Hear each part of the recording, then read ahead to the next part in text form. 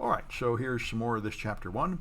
So here's another desirable security feature is non-repudiation, which means you can't deny that you took an action. This is real important, for example, for a loan. If you take a home loan, you sign an agreement that says if I do not pay my monthly payment, you can repossess my house. So it's real important that you can't come by later and say, oh no, I never signed that. So you have to have a system of non-repudiation where you can't deny what you did. And so this is done with digital signatures, and audit logs are techniques of recording what people do in a way that it makes it difficult for them to deny that they did that later. Least privilege is another desirable security property where users just have the authorization necessary to do their job. So an average person answering the phone, like a help desk worker, would not have the ability to delete customers from the database, that sort of thing. You don't want them doing that. That would get them in trouble. So you don't give them the privilege to do something that they're not allowed to do. And need to know is similar. Users only have access to the information they need to know to do their job. So they can't accidentally discover things and reveal information that they're not supposed to. Both of these protect your company, and they're real helpful because they form defense in depth, which is another one coming up. You have layers of defense. So if one fails, you get a chance to stop a bad thing. Is this vertical or horizontal? No, vertical and horizontal is, vertical is clearance, like unclassified, classified, secret, top secret, like a military sense, which is how much you're trusted at the company. And horizontal is your area of focus. So that is need to know. So like you might be cleared for top secret in Asia, but that doesn't mean you're cleared for top secret in Africa. You technically are trusted enough to know that, but it's not in your area of work, so you don't have a need to know. That's what vertical and horizontal is, and it makes the most sense thinking about it in sort of a military system. These are just general principles that could apply, I suppose, either vertically or horizontally, least privilege or need to know. And so need to know, for example, this is a huge problem. In the 1990s, the U.S. intelligence agencies did not share information. All information was siloed in one company, and so what that meant is after 9/11 happened, and we had a major terrorist incident, they found that there were enough pieces. One agency knew something, another knew something. If they'd talked to each other, then they would have been able to, presumably, to accumulate that information and predict the attack.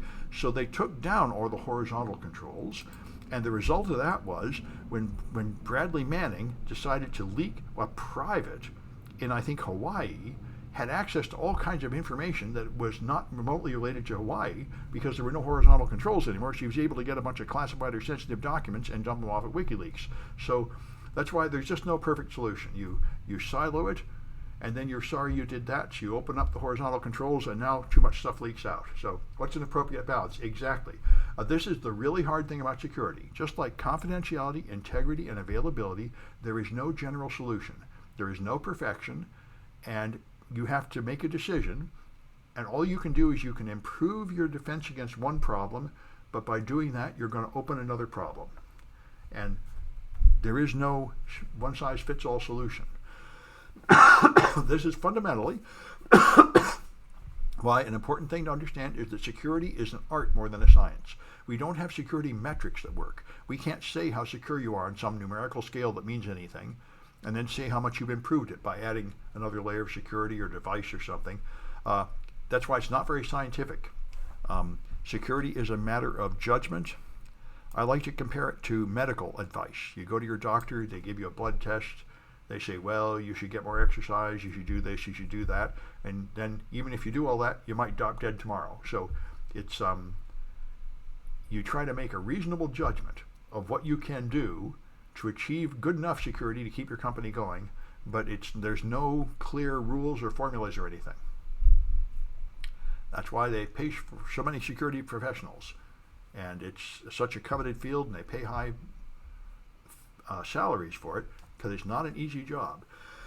And you'll have to customize it for your company. So, subject is an active entity that tries to do something like read data or alter data, and an object is the entity upon which the subject operates, like paper records or a data file.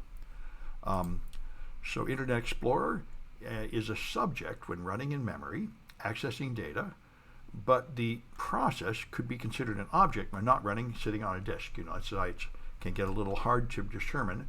Similarly, the difference between a client and a server gets a little confusing in modern networks.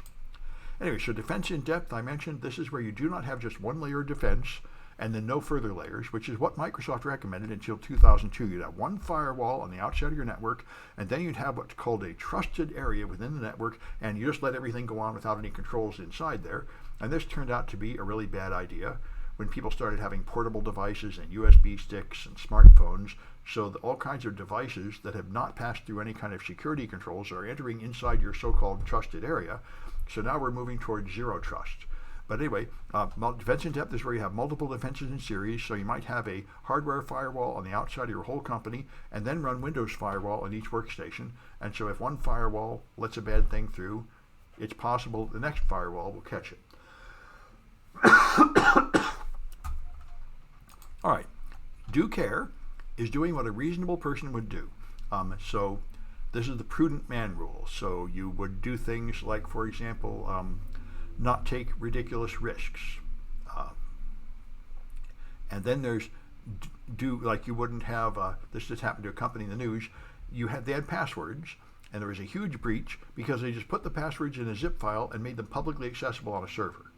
So you could just download the zip file and find the passwords in there. Now that's a failure of due care. You have done something ridiculous that a reasonable person wouldn't do. If you have a secret, you shouldn't just put it on a web server so people can download it. Due diligence is the management of due care. This is management will then audit things to see if people are doing these bad things. And this is a theme that's going to be big as we go all through CISSP. If you're the manager and your employees mess things up, you can't say, well, they did the bad thing, but I didn't do anything wrong. They did something wrong, yes, but the manager also did something wrong. It was the manager's duty to hire the right people, train them correctly, and oversee them. Check their work, make sure they're doing good work. If that's diligence. The manager is responsible to make sure that the people they're overseeing are actually doing their job correctly. All right, and so gross negligence is the opposite of due care. When you do something ridiculous that a prudent man would not do, then there may be legal consequences. You can now be sued saying you did something ridiculous. You rented me a car when the brakes weren't working, and that is outrageous. That is not acceptable. That is not a normal thing to do. A prudent company would not sell me a car like that condition, and so that's an issue. All right. So then there's, of course, there's abstraction. It's a big deal where you, instead of trying to handle users, for example, one by one, you sort them into groups like administrators, sales, help desk, and so on, and then you apply restrictions to the groups. This makes it possible to organize your restrictions so they're more likely to be correctly applied. Then there's data hiding. You can place data in a logical storage compartment that's not seen by some subjects. So you can have a database that is inaccessible to unauthorized users, and you restrict subjects at low classification levels from accessing data at a higher classification level. And then, of course, encryption, as we said. Encryption is scrambling data so that unauthorized users cannot read it. All they see is a scrambled mess until they are authorized, and then they are provided with a key to decrypt that data. All right, let's try another Kahoot. All right, here they are.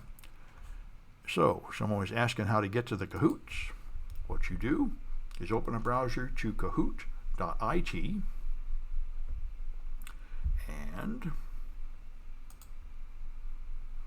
go to kahoot.it and then type in this number and make up a name, and you can join the Kahoot.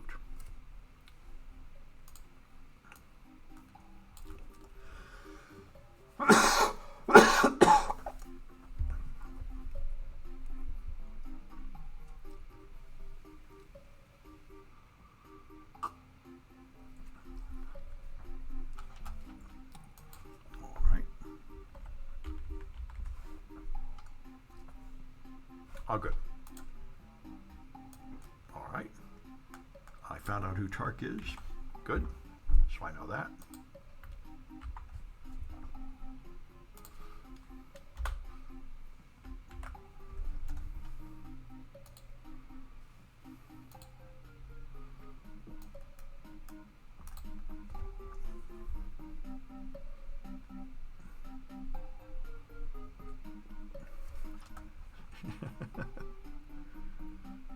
right. All right, looks like we got everybody. Yes, there we go.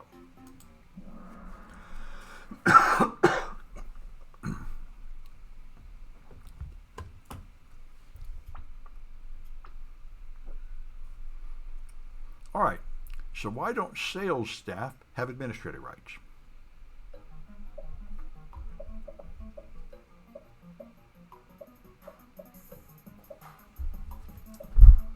Good point, J. Hove Apple. There's a Kahoot app, that might be helpful. I've never used it. Private message.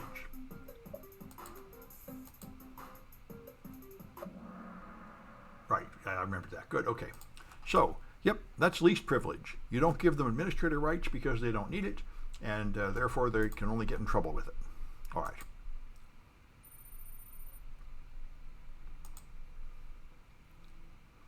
All right, why do you use a ladder to reach shelves instead of climbing on the desk?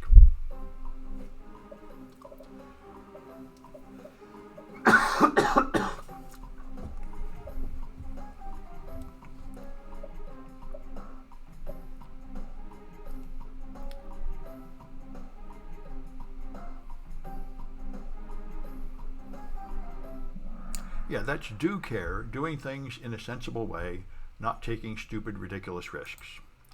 Common sense, really. All right.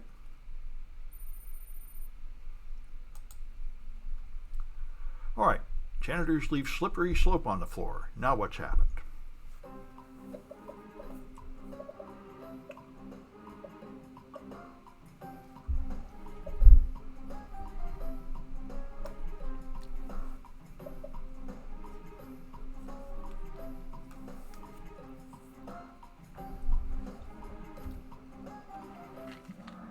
All right, that's gross negligence. Yeah, they've got that.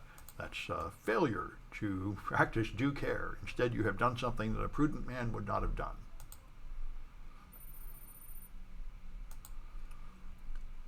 All right, so Joe uses a printer. What's the printer?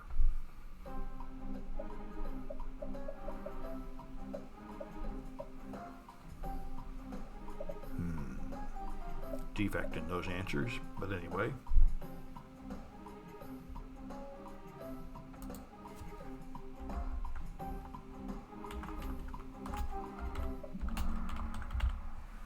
All right, that's an object. All right, good. All right. All right, Hacker Kitty is won twice. SW is won twice. I don't know who those people are necessarily. SW might be real initials, though. And Tark, same people each time. All right, fair enough. Anyway, I know who Tark is. All right. So,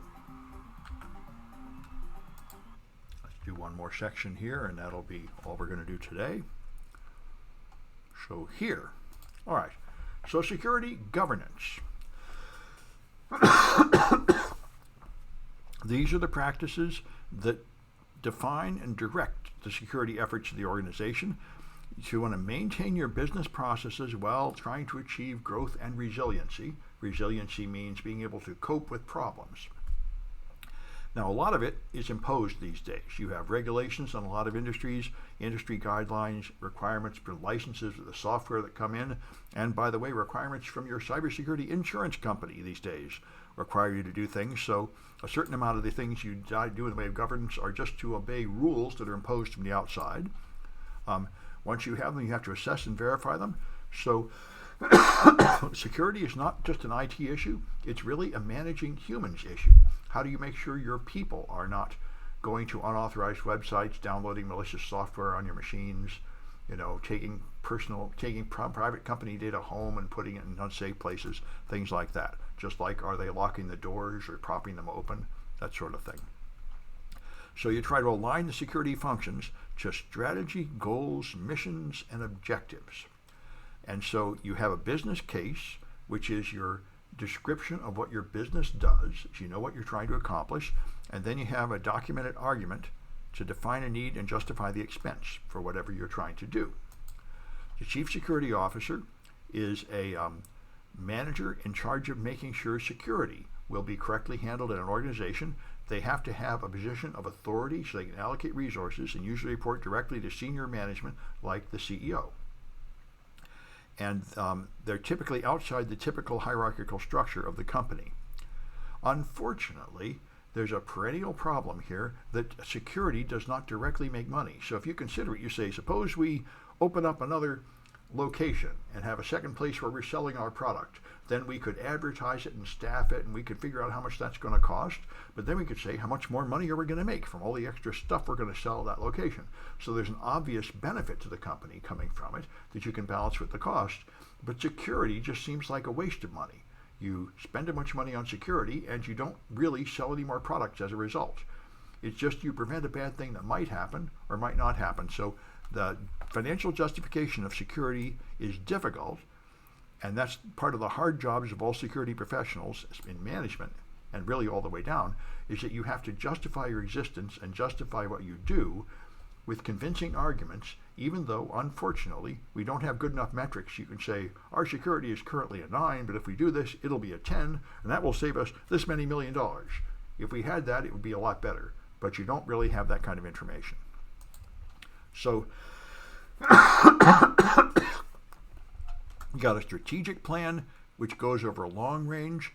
Then you have a tactical plan, which is shorter to accomplish a small thing. Like you might have a strategic plan, like Google declared a few years ago, we are going to become one of the top 3 cloud providers. We're going to compete with Amazon. We're going to beat either Amazon or AWS. Now, they didn't make it, but they had a plan. And then they'll have a tactical plan to do that. We're going to implement, servers, and then we're going to implement security or something, and these short-range things. And then you have operational plans that are even more short-range of how you're going to install one product, test it, make sure it works, and then you install the next one and make sure it works, or that sort of thing. So that's sort of the levels of different plans. Your strategic plan is long-range, and then you'll have a tactical plan that goes for about a year, things like hiring, acquisitions of another company, support, system development, that sort of thing. And then you'll have operational plans, just highly detailed to do something with resources, budget, staffing, step-by-step procedures of exactly how you're going to migrate from Windows 10 to Windows 11 or something. All right. Then you have change control. Small companies just have people that make changes, but larger companies learn you have to control this process. So rather than just letting somebody just change something, like update the operating system on a server to the next version, you have to plan it, test it, log, audit, and monitor the activities, because making a change might have some negative consequences that harm the company.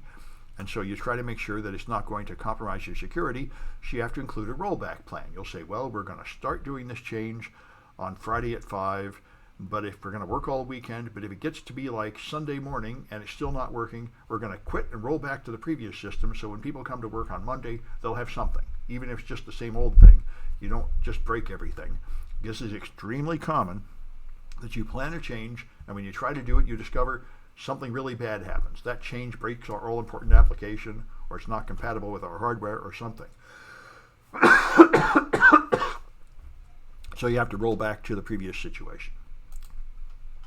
So change control management is required for Orange Book classifications of B2, B3, and A1 that we'll talk about later. These are standard military specifications of security levels. You can't have a high security level company if you do not have change control and change management. You're more amateurish if you don't have that. People can't trust you because you're like cowboys. You're making reckless changes in your network, and it's liable to go down.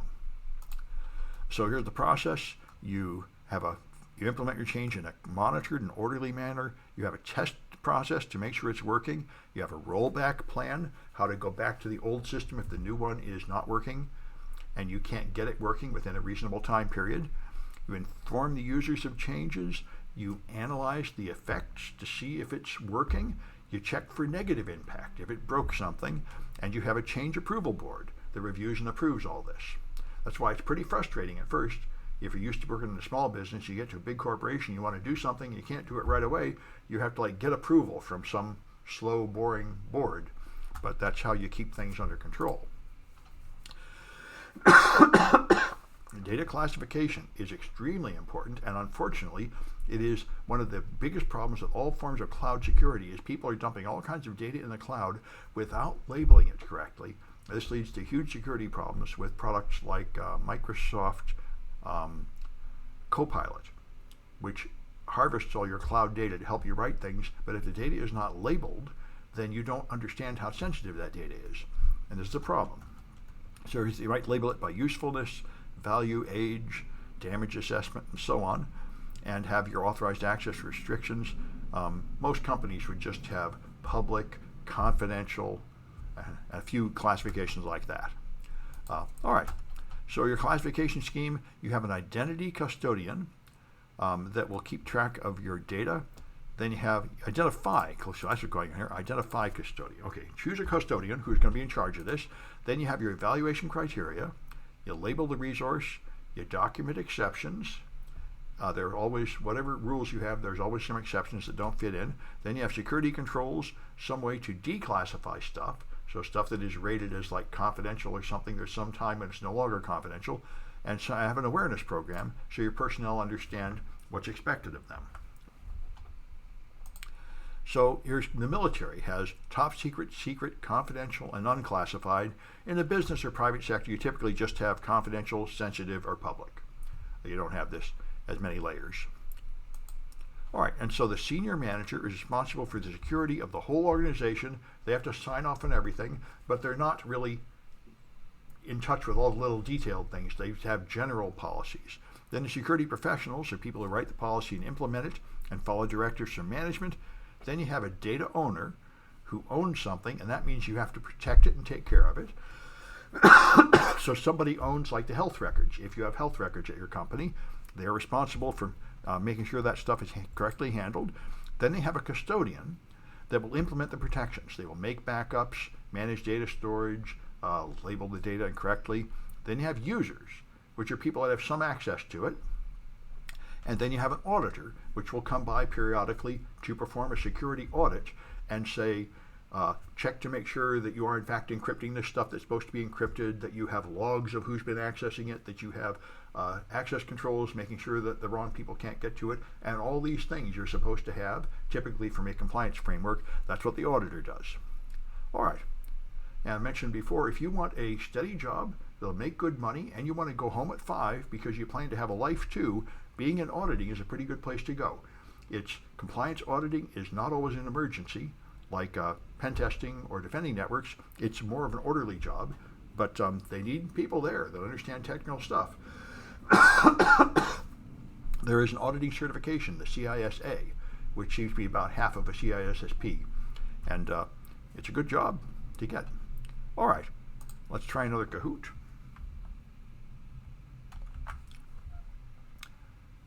The job, these more predictable jobs are more boring, but they're therefore not an emergency all the time, so you get to go home at 5 and have a home life. The people that have the exciting jobs, like frontline soldiers, are often forced to stay late and come in on weekends and everything to deal with emergencies. All right, so there's the next Kahoot. I see I have another private message, perhaps somebody telling me who they are. I see a question about adding CNET 40. Anybody can get a CNET 40. Just come in tomorrow night. For 123, that's not my judgment. That'll be Liz's judgment, and that'll happen on Saturday. On Saturday at 1 p.m. we have an orientation for 123. So tune into that and see what's happening with 123.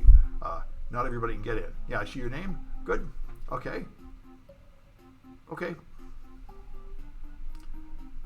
Good. All right.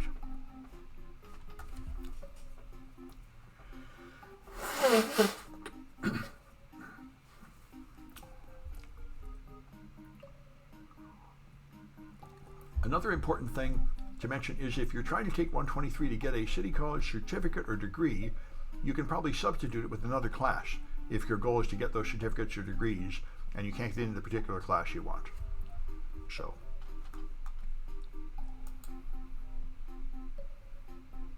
all right, let's try this.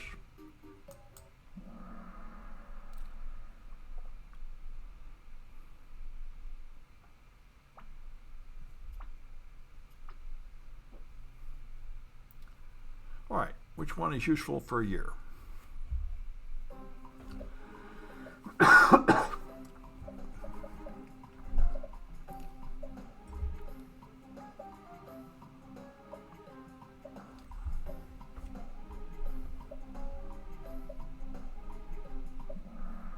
That's a tactical plan. If you think of military strategy as long range, tactic is shorter range, and operational is even more shorter than that. So tactic is what that is.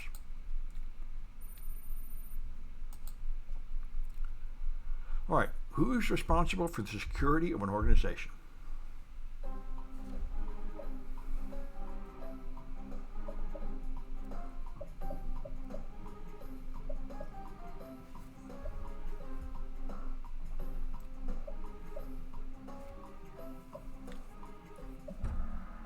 The manager is ultimately responsible.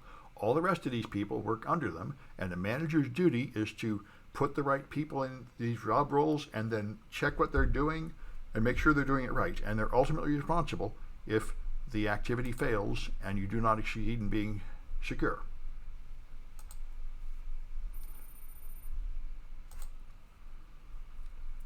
Who makes backups?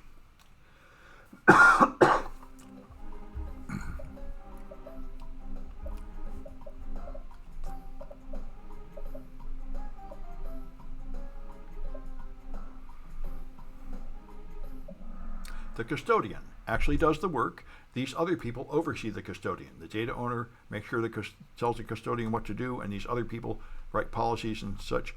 The security professional is above the data owner, and the auditor comes in later to check to see if things have been getting done, like backups and encryption and such.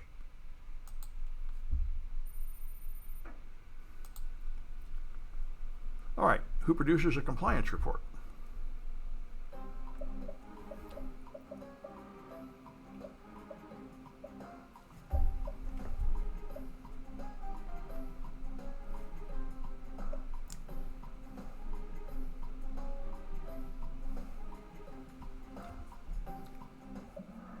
That's what the auditor does. Checks to see if you are doing all the things you're supposed to be doing for HIPAA or the credit card one or whatever else your PCI, whatever compliance regulation you have. All right, Pedro. All right, a new winner. All right. And there's still you and Tark. Okay. All right. So I got those recorded. I'm going to stop the recording. If I can find the software. There it is.